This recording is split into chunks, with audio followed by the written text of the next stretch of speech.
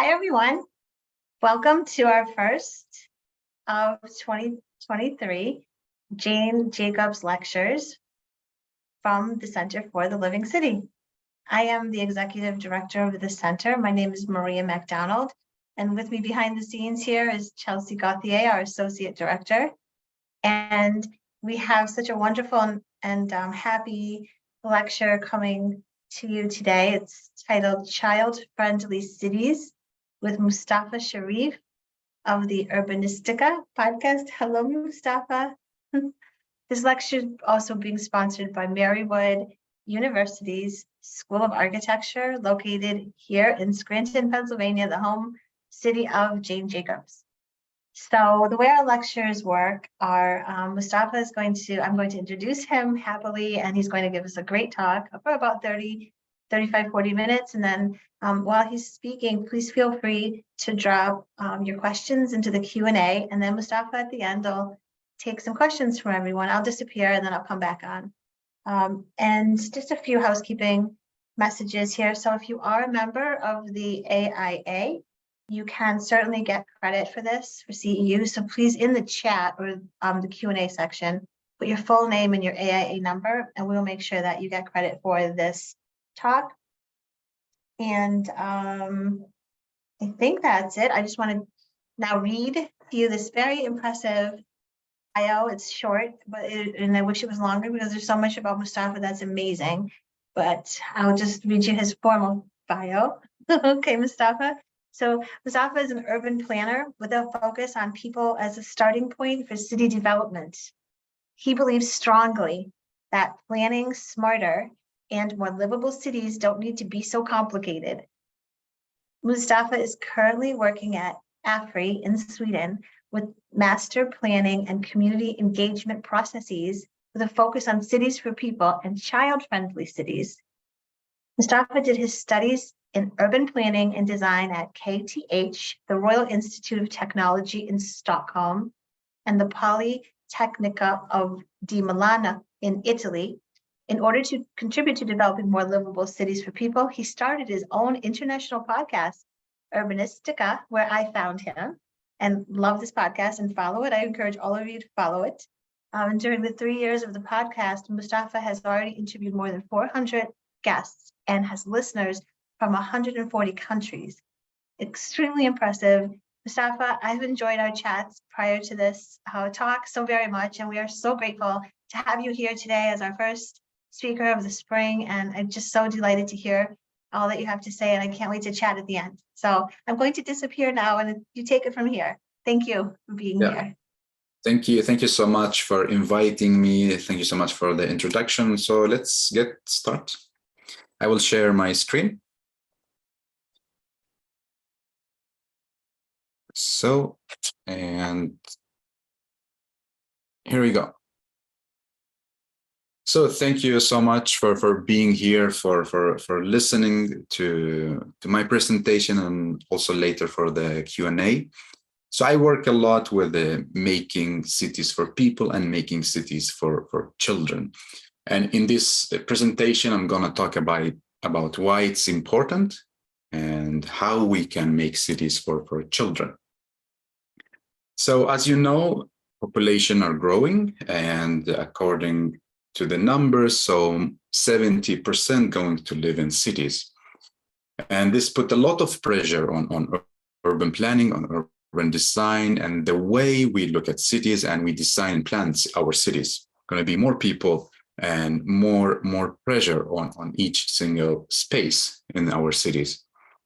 And as you know, we are different groups of people, different ages, and so on. But there is a very interesting group of people that we don't really pay attention to. I'm talking about children. And according to the numbers, they are 1/3 of world's population. Children that we don't usually integrate when we plan and design our cities. So let's talk about children for a moment. So a child, according to UNICEF, are a person from 0 to 18 years old. So anybody within this range of age considered as a child. And as I mentioned, they are 1/3 of world's population. But as we know, children are different. Like when I say a person from 0 to 3 years old are not the same as a person from 15 to 18 years old. So we should also be careful here when we say children. We should think about that they are not the same. They have different mentality, they have different physical shape, and so on. But all of them are under the name of children, according to UNICEF. So why cities are important to children? Is it just because like they are 30% of world's population? No, because like according to the research and science, it shows that cities, the urban environment is very important for children to develop their mental health and physical health, like their abilities and skills. Let's say when a child is being outdoor playing with other kids, meeting other people, this child developed the social skills, the fantasy skills, the playing skills, and so on. Same thing when it comes to the physical skills, running, jumping, swimming, walking, biking, and so on. So the city, the environment is a learning environment for children to develop both mentally and physically. I work a lot with children, and I will talk about how do I do that. But sometimes I get so sad because I see children, they are in the bad, unhealthy physical shape and feeling not so good. And when I ask like their teachers or parents, they tell me like it's because the urban environment, there is not so much space for them to play or to run or to bike or just to be outside. And it's so sad that how urban design and urban planning affect and impact a person, a child.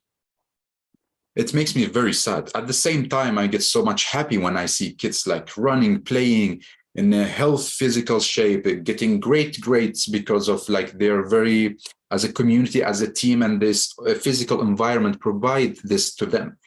So they are both stories you can get from a city. But I want to ask you a question, and it's very important for you as a student, for you as a practitioner. What generation do we want to see? Do we want to raise up the one that feel good, and creative, and taking part of life, and being active as a community, as an individual, or the one feeling bad, feeling sick, depressed at home or at a hospital, and so on? So it's a big question that me, you have the answer to it and can be part of the answer. So your thesis, your project, your podcast, your presentation, your project, the word you write, these can be so much impactful on children's life, especially for us working with city development. And the thing is, it's not like rocket science to make cities for children. This is the beauty of this area, is that it's not complicated. It's not complicated to make cities for children. It's easy, actually, to be honest. Okay, I say easy. It is a bit like difficult or tough to integrate to the system, but it's not that complicated if we take it step by step. So what I'm going to talk about now is like how we work on this topic, how we tackle this challenge here in Stockholm, Sweden. And then I will show you later some references, some projects. So in Sweden and in Stockholm, we have something called Integrated Child Impact Assessment.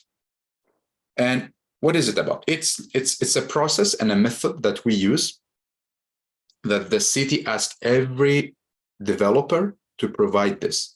And this is about analyzing how an urban development project will affect children, will impact children's life. So we need to study how this development will bring or will take from children's everyday life. And the process is very, very simple. So we as architects, planners, urban designers, landscape architects get the commission. And then we have 3 steps. The first one is that we do analysis. I will go through every single step. Then we invite children. We talk with children. So we have their perspective. And then we submit the design proposal and this child impact analysis assessment report. So let's start with the analysis. Analysis is that we as an adult get the image of this area. So we do different type of analysis. The first one's like the typology, what kind of housing or functions there, industrial, forest, and so on. The next, we will look at schools. How many schools are there? How many kids? How many children? And what are the age and so on. So we get like an image of how many kids are in this area and what is the capacity. And then we do the flow and traffic analysis to understand how children moves, what are the bus lines, metro lines, and so on. So we get this image as adults. At the same time, we go to children and invite them to the table, because it's also about them. Making cities for children is about doing this with children. It's not like me, Mustafa, sitting on my laptop and doing some plans, and then I say this is child-friendly city. No, it is about integrating children in the process, in our urban planning and design process. And we do that. It's not because only of their 1/3 of world's population or they need the city to develop their physical and mental health, but also it's in their rights. It's in their human rights as children. So what you see is the Convention on the Rights of the Child, and it's agreed by countries worldwide, and it's from UNICEF. You have 54 paragraphs making sure that we adults will make sure that children will have a good life. And when it comes to urban planning and design, children have the right to see and to comment and to be active part in the decision making when it comes to their lives. And especially here, we're doing in urban development.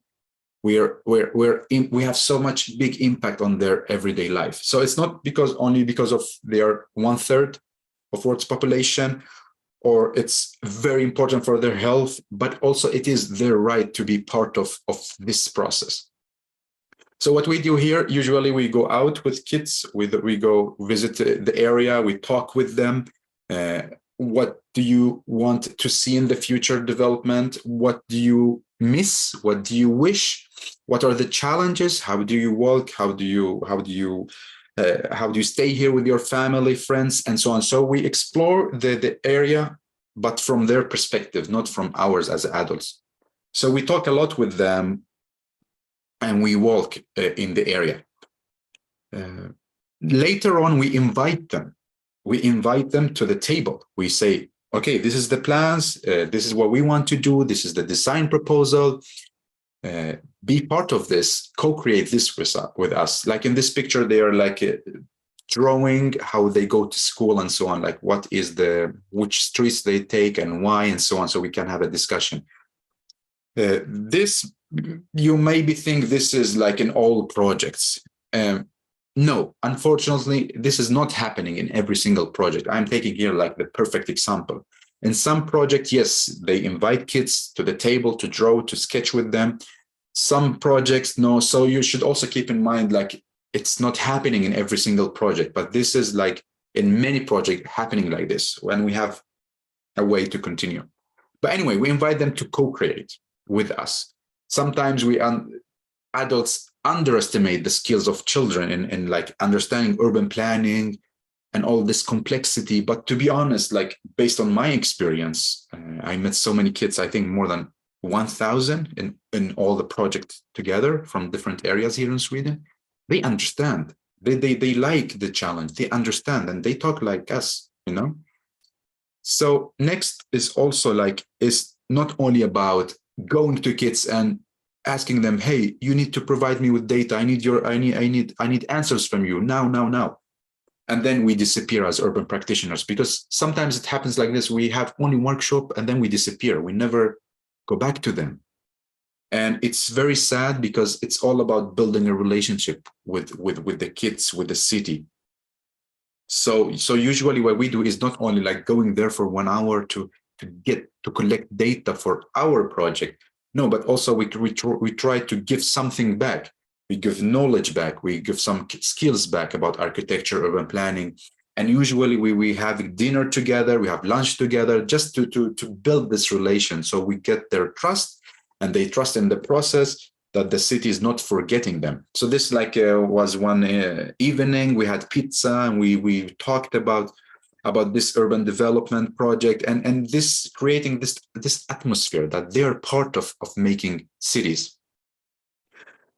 So, and the last thing we add together like the analysis that we did as adults, like how we see the area and development, and then plus what we get from children, like child perspective on this development. We put them together and we submit it to the city or to the client, the developer. Like we say, okay, if you want to build, let's say, a road here, or you want to make a mixed-use building, this is the impact on children. So we do this analysis or this impact assessment. This is one type of doing this in Sweden. This is another project that we did in the company I work with, and it's also super interesting. This is not very common, but it starts to happen a lot that we have kids with us as urban designers. What I mean by that is that not only our urban designers sketching and drawing, but also kids together with them. So we give them the sketching paper, colors, and so on, and we do this together. Here it's like a kindergarten yard, and we did it with the kids. Of course, not the technical drawing, but like the concept, the sketching, and then we submit it to the client. The client say, no, it's too much. We have limited budget. When we get it back, we did it with the children as well. Like we told them we need to remake some part of this. So it was not like we had them in the beginning only and then we say goodbye to them. No, they are with us in the entire process. And then we did the illustrations and so on. And we submitted this. So making cities for children or child-friendly cities is not only about like talking or sketching together. It should be part of the different levels within the city, like micro level, public space, neighborhood space, and then the policy level. So from the small scale to the big scale, that's how you can create a child-friendly city. And I will show some examples here. Sometimes it could be some very, very small details, like you see here, the map. It's like just lowering down the height of the map, telling children, you can be part of this city, you can read the map, welcome to explore the city. And it's not a big deal, it's just lowering the map instead of having it very high as like a standard for adults. If you see here, make it more playful, make it more interesting, more attractive for kids, both to learn, to be active physically and mentally, instead of having just like a gray pavement or stones and so on. So make it more playful.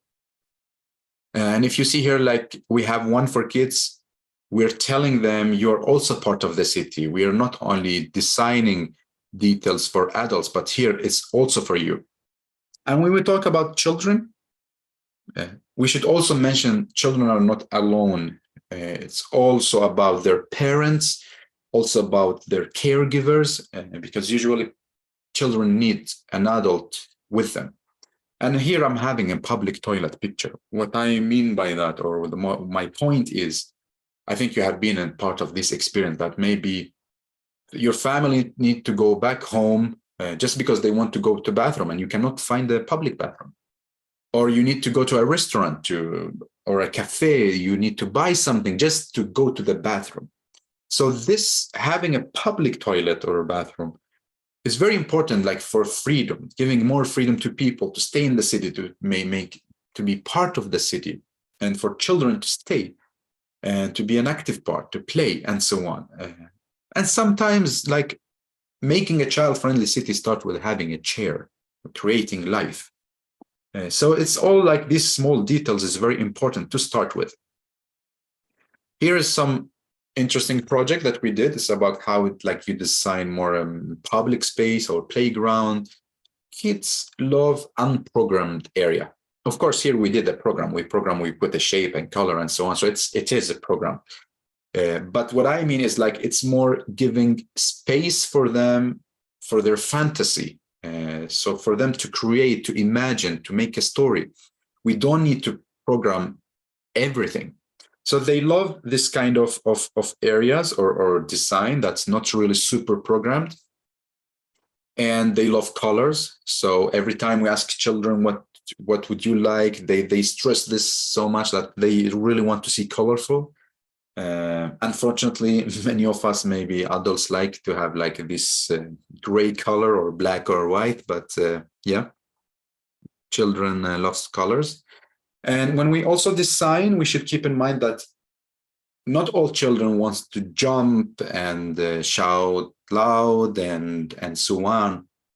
They are different as well. So when we design a space, we divide it to 3 parts. The first one is on stage. I will give you an example. Let's say there is a child who wants to dance, and on space, it's a part of this place that a child can really do the activity all in, like stand and dance, like be there and dance. At the same time, maybe there are some children that they're a bit shy. They want to dance or play football and so on, but they don't want to be on spotlight. Like they want to try, but not really want to be seen. So you have an off stage for them, and then you have a backstage for children who just want like to sit, to chill, to talk with their friends and so on. They don't want to be super active. So we also should keep in mind that not all children are super active, wants to jump and so on. They're different, and we should give and provide them space. Here's another project that we worked on, and here we save this mountain or the rocks, and it's so popular because it's unprogrammed. It gives the space for children to create stories, to be so much into this fantasy and make their own world. Nature, kids appreciate it so much. It's a lot also to do with explaining to them, like the biodiversity, the nature, and so on. So even if you try to save one tree, it's very important and impactful. Then the artwork, kids love artwork. Again, it's because of this fantasy. They create stories and so on. And when we design, we should keep in mind the place where we are designing. How about the microclimate? How about the protection? Like, do we want kids to see the sun, to be under the rain, to play in the snow, and so on? Also, like about the seasonality. When do we want children to be in that place? During the day, during the night? All of this we control, we as adults control, and we should keep in mind, we should think about when do we want kids and what is the situation and what kind of protection we give them. Here an example, and it's about integrating different function. You have a playground, you have an outdoor gym, and then you have like active ground floors and so on. It's about also mixing the different functions together. So children are not alone. Maybe their parents, caregivers are there. And if not, there are other people that that have their eye on what's happening, so they don't feel alone. And sometimes, like this small space, especially in a city, dense city, small elements could also be very impactful. Like here we see there is a nature. We have this rocks that helps children like to move more physically, but also to sit and so on. A clean space is very important for children's like health, and also bench for them to rest or for their caregivers. And it's very important when we have a space for children close to a street or close to the place there are vehicles, that we paint and we show them and we put signs to tell them, be careful.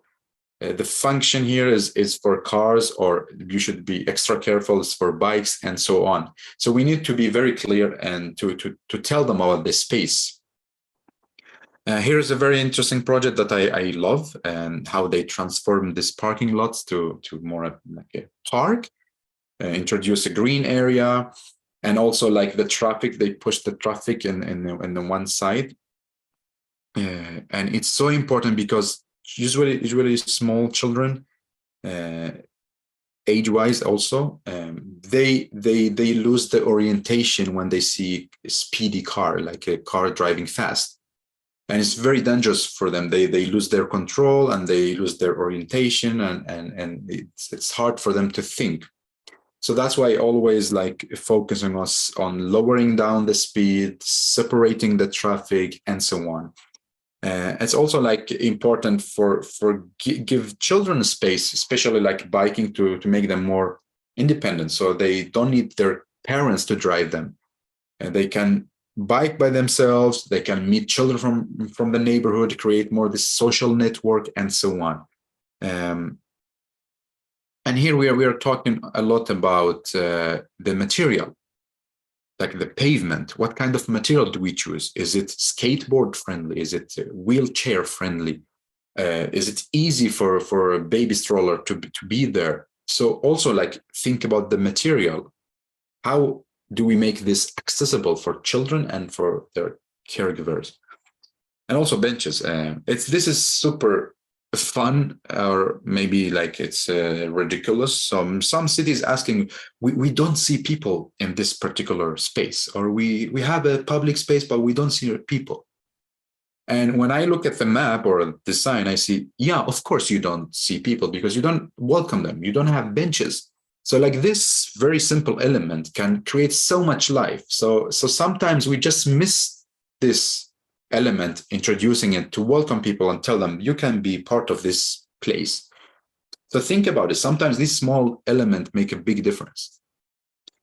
And again, so it's not only about like painting the street, putting a bench, and so on. It should be in a different scales. It should also be integrated in the big city policies and the different policies. And what I love here, Barcelona have a very, very interesting school project. And what they want to do is that to transform all schools, like the space around the schools and the entrance and so on, and make it more people friendly. So make it more as a public space. So you push out the cars, less traffic, less accident, more safe space for children, more safe space for people, and creating so many new public spaces, and could be also like a schoolyard for extended schoolyard for children. So this is how you also could integrate in the larger scale. Well, in the end, like, it doesn't matter in which city you're working, in USA, Canada, Sweden, Iraq, Brazil. We all have our own policies, processes, design methods, and so on that we follow. And it's very great. But the thing that I want you to take today is that no matter what kind of process you have, don't forget to add a step. And it's about having children's perspective in your process, to make sure that what you design, it's for them as well, including them as well, welcoming them as well. It's not only because they are many or it's very important for their health. It's also their rights. They are human. They have their rights, just like us. So this is my question. My question to you. You're going to work with urban development, or maybe you're already working now. My question to you, what generation do we want to see together? Like, what kind of generation? The healthy one, the creative, the active, or the one feeling bad and depressed, and so on. Again, every line we draw on a map, or we design, or word we write, all of these have an impact on children. So let's make sure that we together make a child-friendly cities and places. And I will be more than happy to get in touch with you. Let's connect on LinkedIn, email me, and I recommend you to listen to Urbanistica Podcast, because I'm covering a lot of child-friendly city topic, but also other topics. And I will be more than happy. If you have an interesting story, you're more than welcome to be part of this podcast. And thank you so much for listening.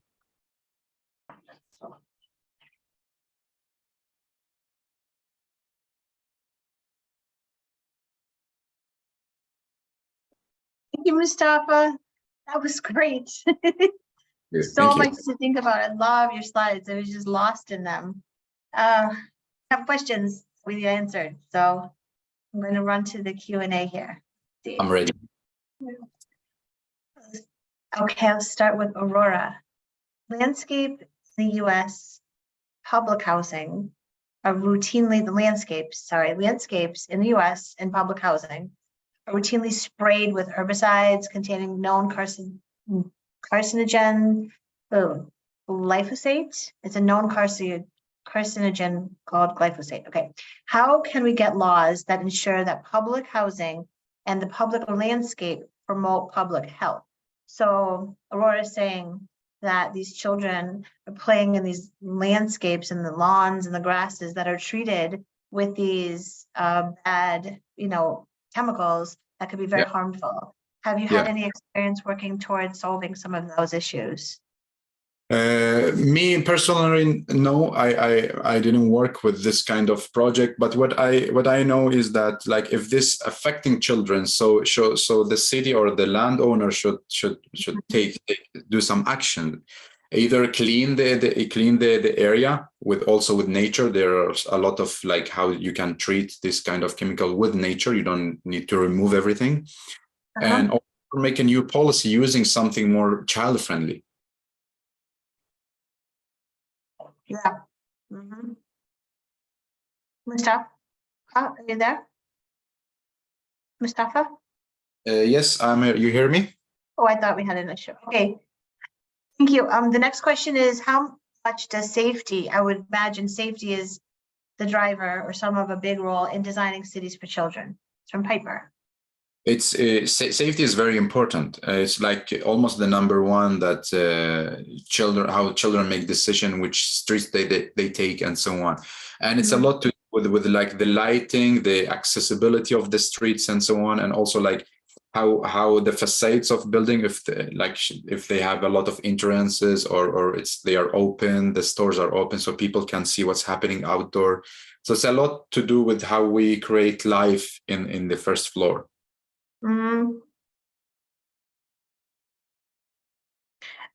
These two kind of go together. The next question is, at what age children stop being children in the city and they turn into teenagers, right? And then could that is a big problem for young adults, right? How do we address young adults and not accuse them of loitering or being trouble, right, in the city? That's from Cam Mabby.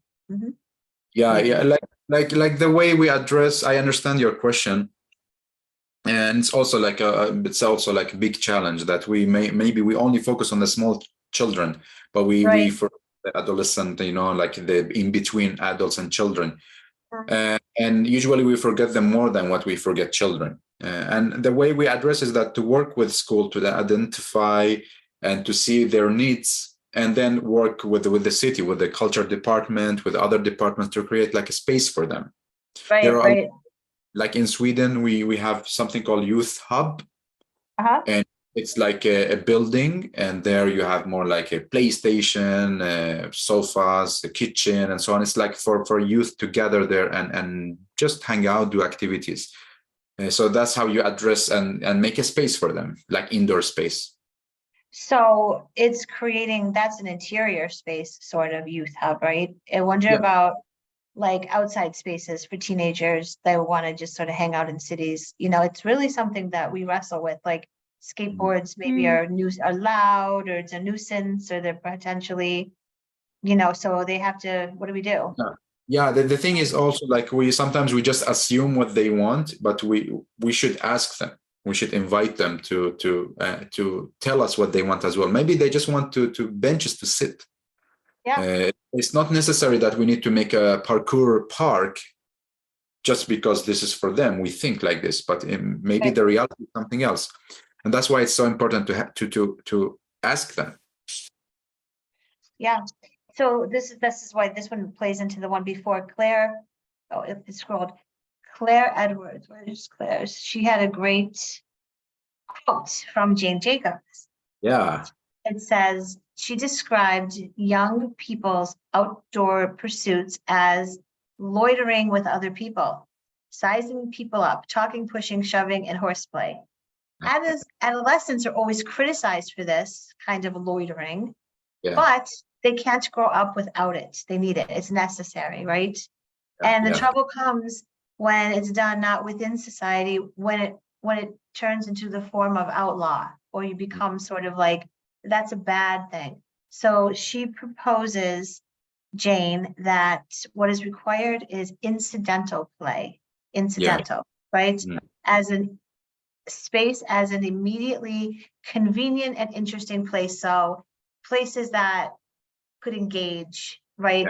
That generation, that they could accidentally come together and find something maybe of common interest, perhaps, that they share, and don't really be viewed. So I'd say that tween, early teenage year, from child, when the parents, they don't want their caregivers taking, watching them anymore, and trying to figure out how they are dependent, is a challenge. I feel it's a huge challenge here in the US too. And then,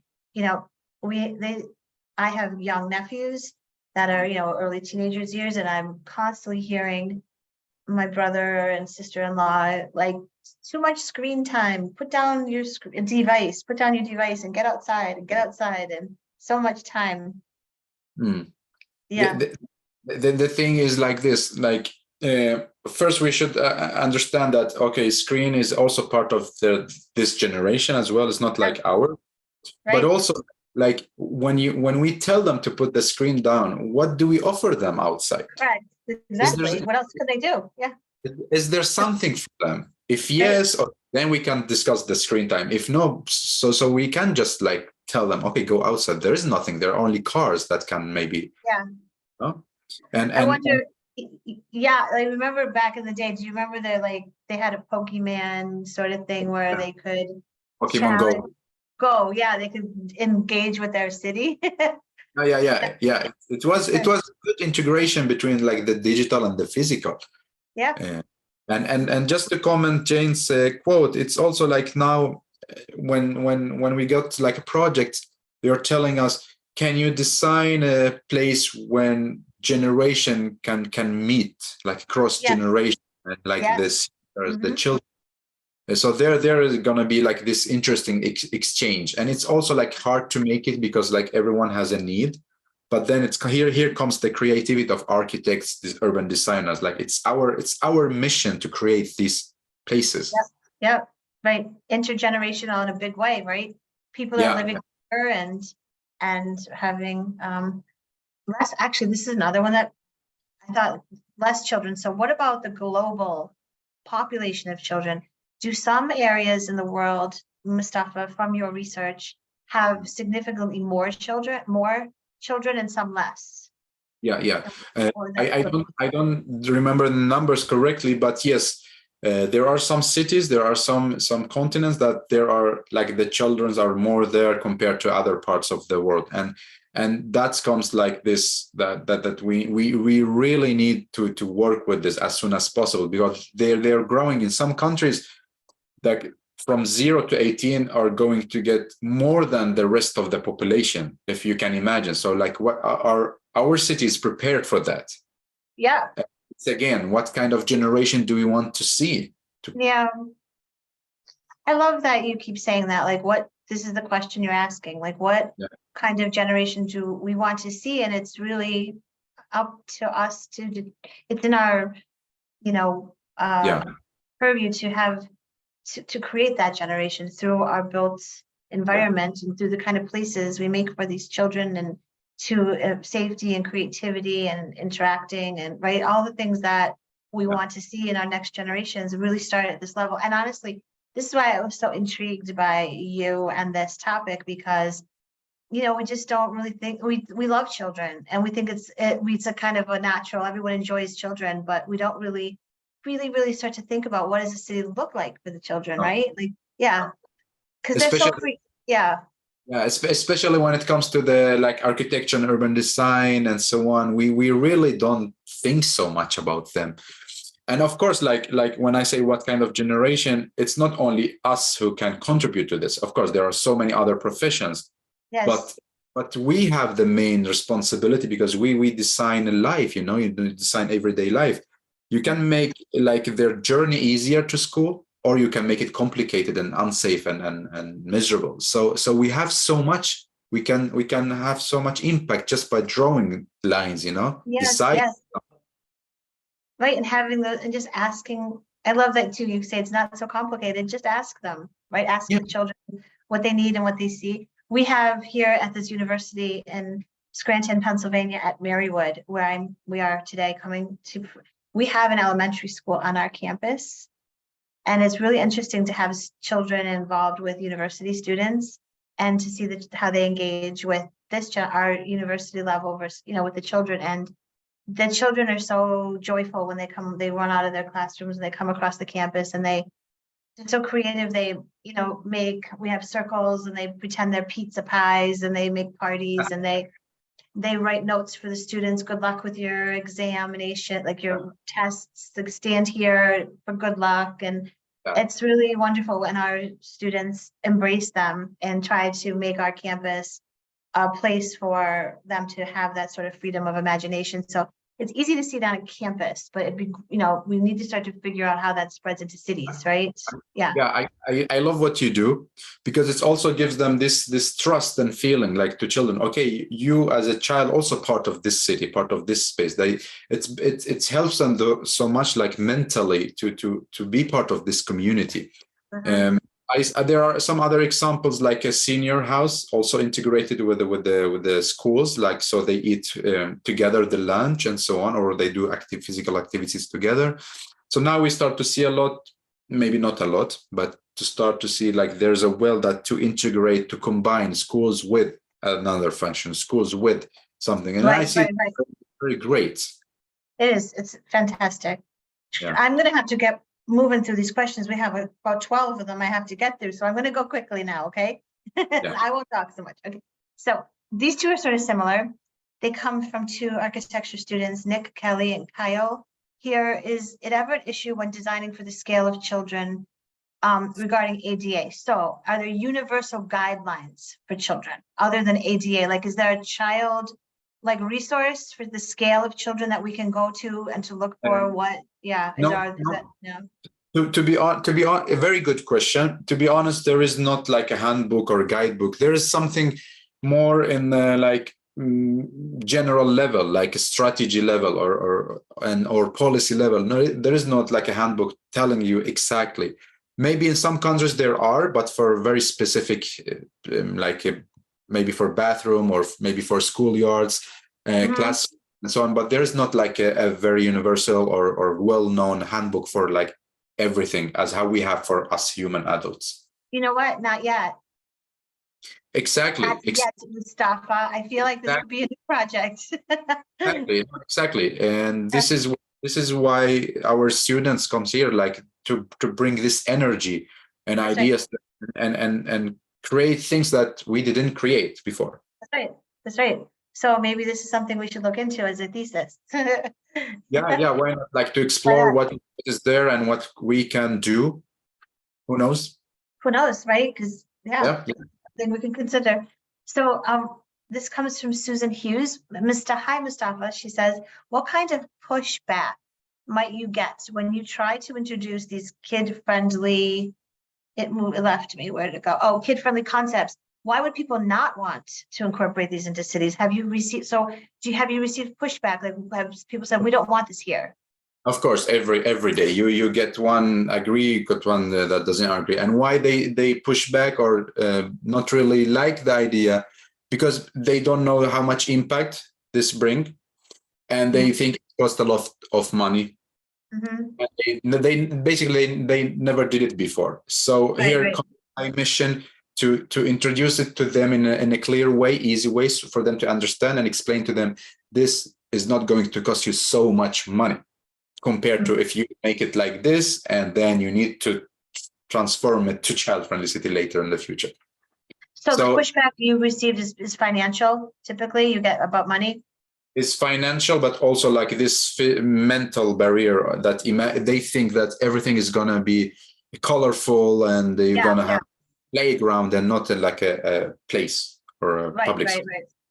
Right, they sort of look like a daycare in their beautiful, right? We don't want it to look like that. So we Yeah, need to design, exactly. Because I associate like word children with like colorful, playful, and so on. But in reality, not everything cannot be a playground. right, right, right. So I guess to answer that question, it's basically mindset and cost. So, and Yeah, probably good design to make the areas look integrated into the environment and yeah, still be, right, would be the answer to that one. yeah. Okay, so let's see. Nora says, thank you for your presentation, Mustafa.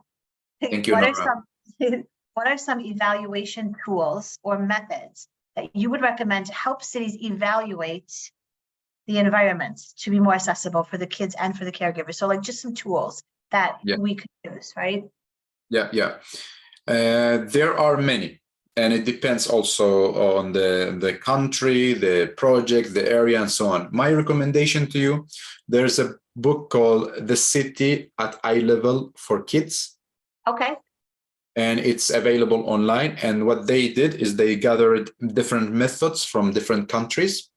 So you can read and collect from each method and make one for your case. So again, it's the name, the City at Eye Level for Kids. okay, city eye level for kids. Yeah, it's a yellow book. You just type it and then you will find it first in the research. Fantastic. Thank you for that. Let's see. Wayne Evans is one of our former mayors here in the city of Scranton. His question is, do you think it's important for downtown areas where the residents are primarily adults to have those unique spaces for children to gather and play? So in a demographic that's elderly or mostly adults, do you still need those? How critical is it to have those spaces for children? Yeah, a very good question. And of course, like this, the main purpose of this place should serve the people there, like more like seniors. At the same time, we shouldn't just forget about everything else. So we can find this. And also we usually say a city for children is a city for everyone. Right, right. So what children's needs are not like, they don't ask for so much. And what they need is going to be suitable for everyone else, like this accessible, this safe, this healthy environment. So it's not like a big difference in between what seniors requires and what children require. Right, So right. the nice harmony in between them. Yeah, that's that intergenerational vibe that we spoke about, like really starting to think about two and the two parts of that life coming together. That could be really powerful, right? Between engaging both. Yeah. Yeah. Here's a nice, or they're all great. Here's an interesting one from Elliot Cook. How can these child-friendly design principles be implemented to recruit more child and family-friendly retail offerings? So businesses, stores, retail, right? And entertainment, family entertainment options into those into downtown vacancies. So this is a really good point because you start to think about these implementing some of these principles for children and how do you use those empty spaces in a city to fill them up, right? For children and retail for children. Yeah. No, very, very good point and aspect you're highlighting. What we notice here in Sweden is that spaces or apartments within spaces that are more child friendly, they are more attractive to families because you as a parent, you want your kids to go to school in a good way, safe way, not so many cars, there is a nature, there is a light and so on. You don't want to push your kid to somewhere like it's miserable. So this kind of retails are very attractive. Right. And developers start to use this child-friendly development card as a winning card because it's very attractive. And again, because it's a city for children, is a city for everyone. So it's accessible, it's beautiful, it's clean, and so on. Mm-hmm. Yeah.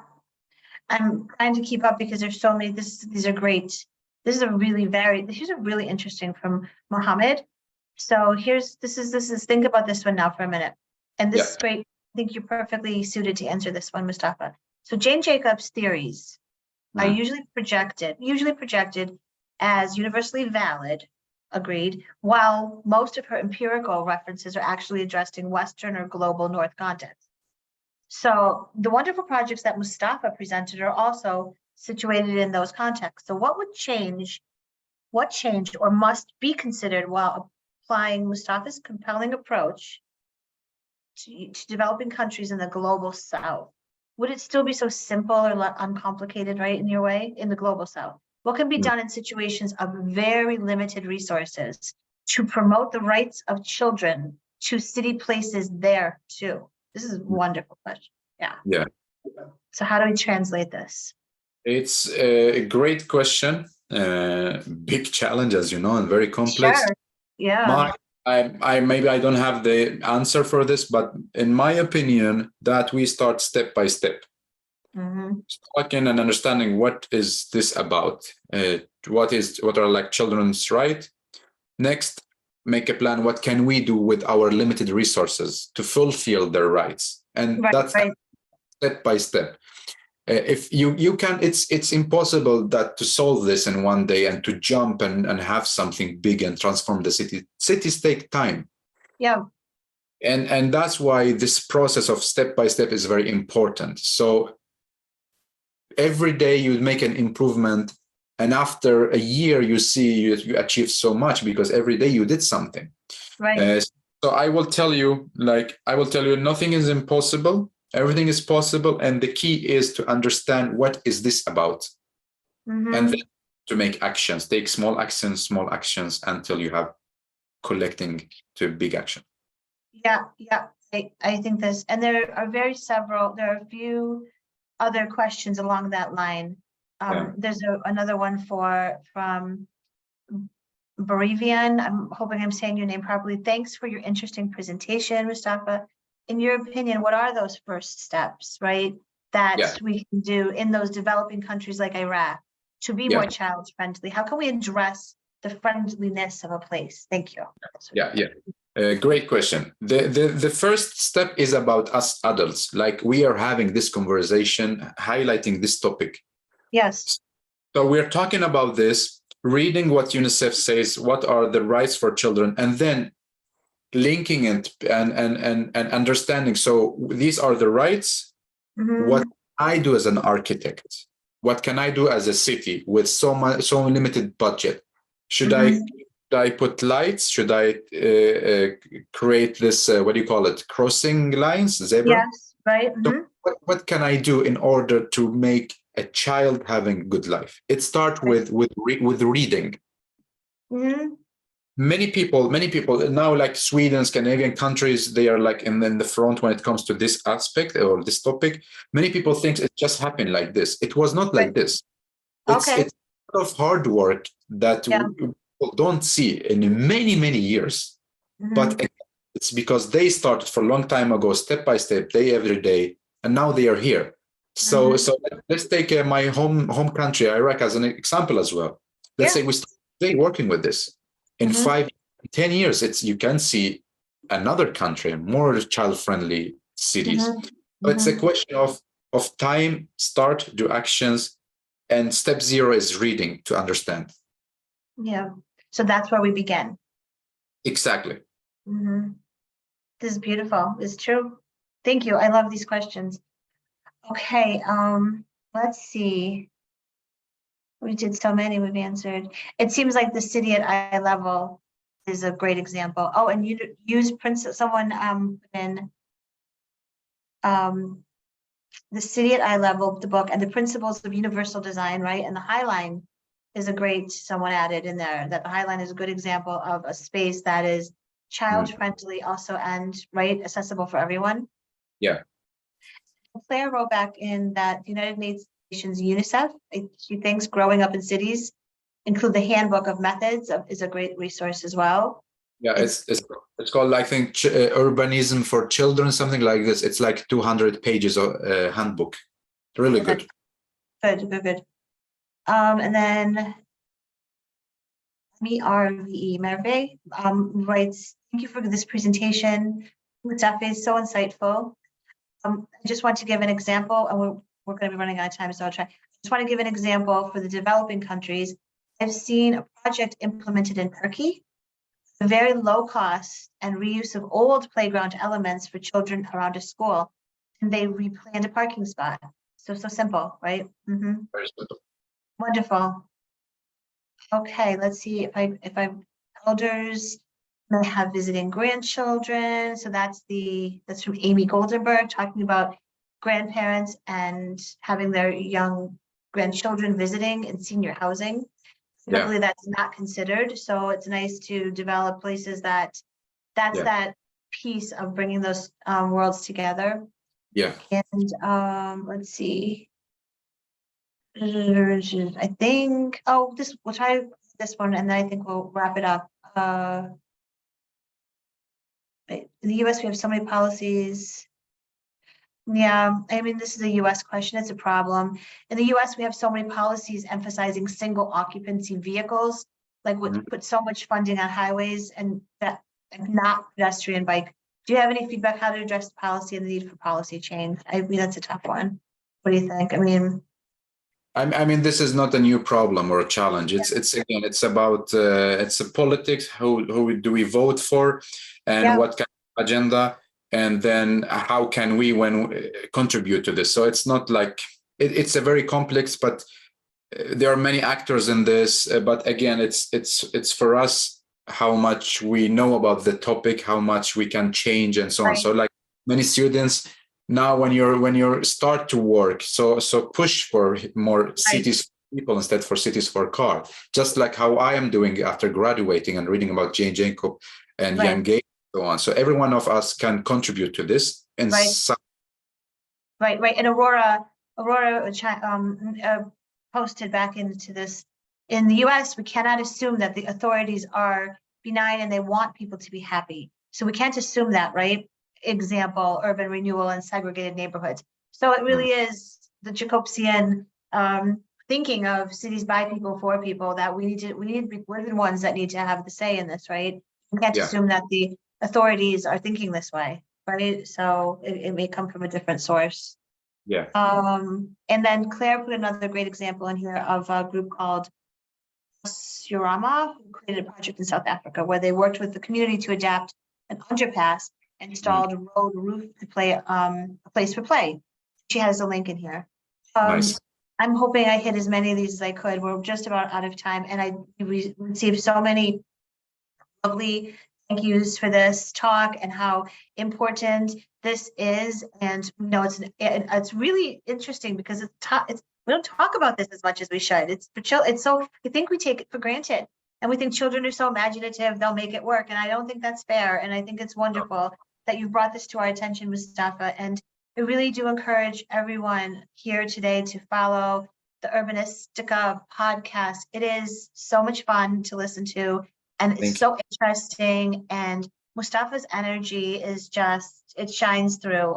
And we're so happy to know you now and make you, one of our friends. And thank you for staying up. It's midnight. Thank you. I'm blushing now after all this. All this, yes, right. So, and thank you all for being here on our Jane Jacobs lecture. We have our next. Let me give you the next. The next talk will be coming up. Let's see if I have it here. It is towards more equitable housing. That will be on March 1st. Same time, 4 p.m. And so Mustafa, you have to stay up again and watch that with us.